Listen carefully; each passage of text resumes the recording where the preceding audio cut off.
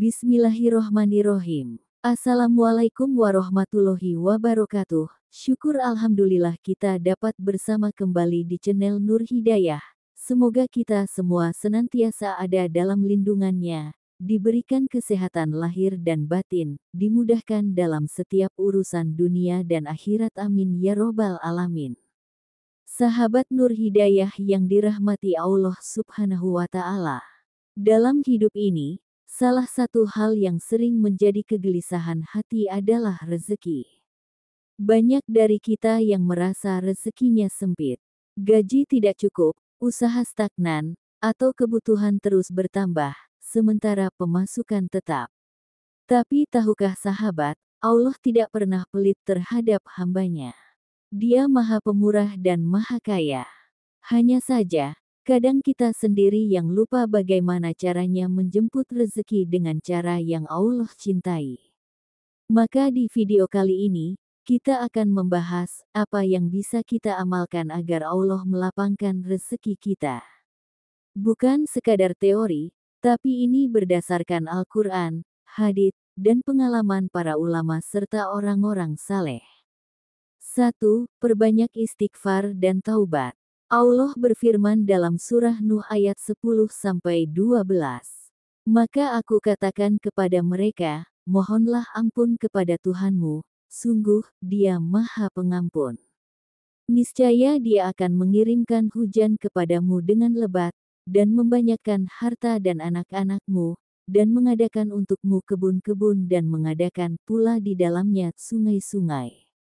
Sahabatku, dosa adalah penghalang rezeki. Ketika kita banyak berbuat dosa tanpa istighfar, maka pintu-pintu langit bisa tertutup. Tapi saat kita kembali, bertobat dengan hati yang tulus, Allah buka kembali pintu keberkahan itu. Jadikan istighfar sebagai zikir harian, bukan hanya saat ada masalah. Ucapkan astagfirullah dari hati sebanyak mungkin.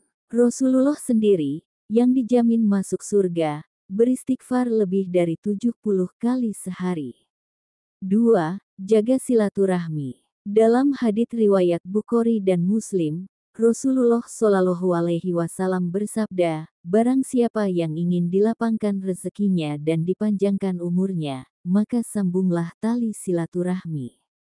Sahabatku, mungkin selama ini kita terlalu sibuk, hingga lupa menyapa orang tua, saudara, atau sahabat lama.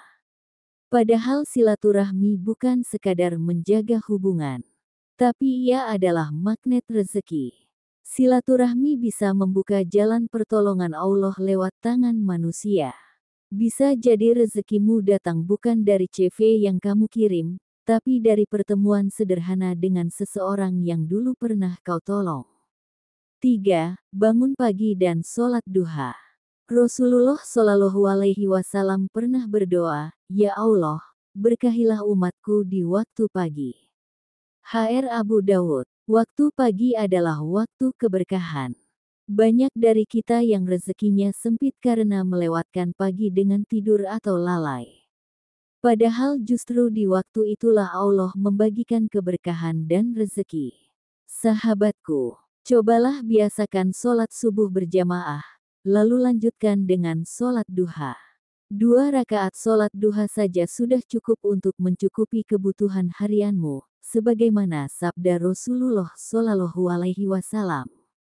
Jadikan pagi sebagai waktu muhasabah, berdoa, dan menyusun langkah. Insya Allah, rezeki akan lebih mudah datang. 4. Sedekah dengan ikhlas. Dalam hadits qudsi, Allah berfirman, wahai anak Adam, berinfaklah, maka aku akan berinfak kepadamu. HR Bukhari dan Muslim. Sedekah itu tidak mengurangi harta, tapi justru melipat gandakannya.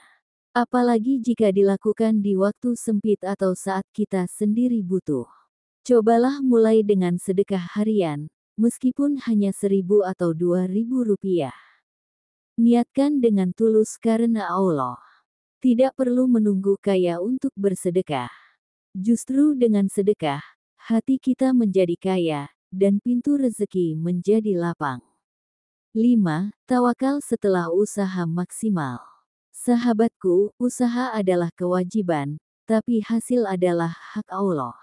Seringkali kita terjebak dalam kegelisahan, karena terlalu menggantungkan harapan kepada usaha kita, bukan kepada Allah. Tawakal bukan berarti diam dan pasrah, tapi berarti melakukan usaha terbaik, lalu menyerahkan hasilnya kepada Allah dengan yakin. Allah berfirman, barang siapa bertawakal kepada Allah, maka cukuplah Allah baginya. Surah At-Talaq ayat 3. Berapa banyak orang yang usahanya biasa saja, tapi hidupnya tenang dan rezekinya lancar. Karena hatinya bersandar pada Allah.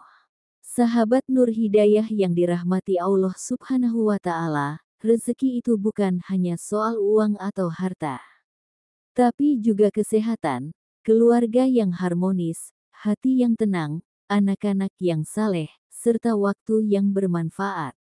Semua itu adalah bagian dari rezeki yang tak ternilai harganya.